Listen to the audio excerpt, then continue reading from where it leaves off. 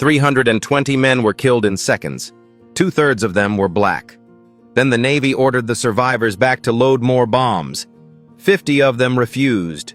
For that refusal, they were sentenced to 15 years in prison for mutiny. This is the story of how American courage was punished as treason. On July 17, 1944, at approximately 10:18 in the evening, according to official Navy records, 2 massive explosions erupted at Port Chicago Naval Magazine in California. The force equaled 5,000 tons of TNT.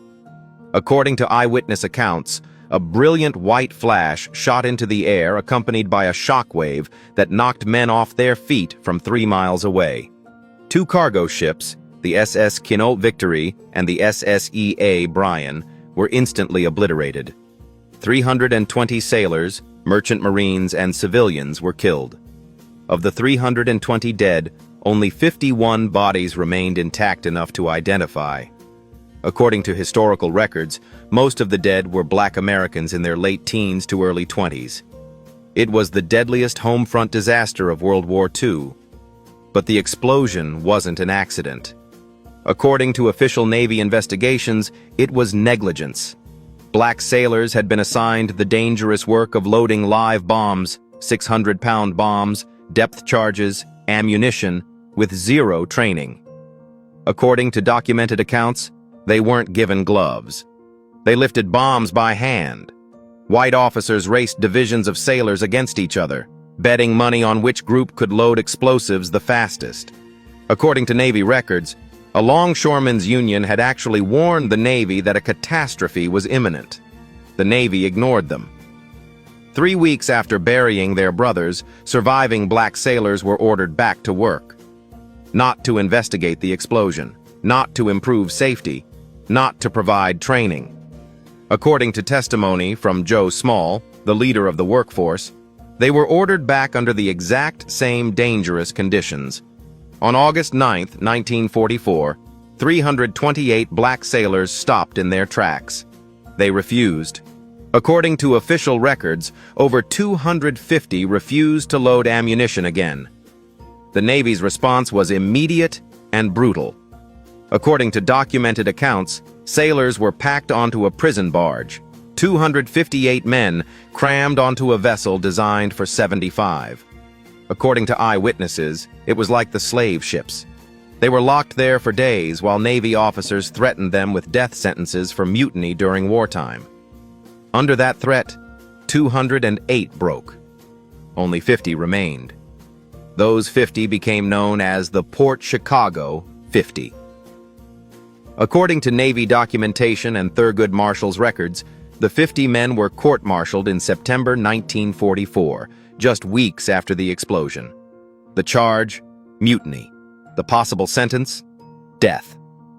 According to trial records, the prosecution claimed that simply gathering and discussing their safety concerns constituted a conspiracy. Defense attorney Gerald Veltman argued the men had volunteered for any duty except loading ammunition. That they weren't refusing authority. They were refusing to die unnecessarily. On October 24, 1944, according to court records, all 50 were found guilty after just 80 minutes of deliberation. Each man was sentenced to 15 years of hard labor and dishonorable discharge. Thurgood Marshall, the future Supreme Court Justice, attended the trial. According to his statement to the press, "This is not 50 men on trial for mutiny. This is the Navy on trial for its whole vicious policy toward Negroes." Marshall fought for their release for years, but the Navy never relented. The 50 men served their sentences at Terminal Island Federal Penitentiary in San Pedro. But here's what happened next. Their resistance changed everything. According to official Navy records, the Port Chicago work stoppage and the court-martial became a major catalyst for the desegregation of the entire United States Navy. Beginning in 1946, the Navy finally integrated its forces. By 1948, according to Navy historians, segregation in the military was officially abolished. 50 black sailors said no, and the military was never the same again. On the 80th anniversary of the disaster, in July 2024. Secretary of the Navy Carlos del Toro officially exonerated all 256 sailors convicted after Port Chicago, including the 50. According to his announcement, he acknowledged that the Navy's courts-martial were fundamentally unjust. 80 years. It took 80 years for America to admit that these men were right. The abolitionist Frederick Douglass once wrote, "If there is no struggle, there is no progress." The Port Chicago 50 understood that truth. They sacrificed their freedom for the freedom of everyone who came after them. Comment below. Did you know about the Port Chicago 50 before now?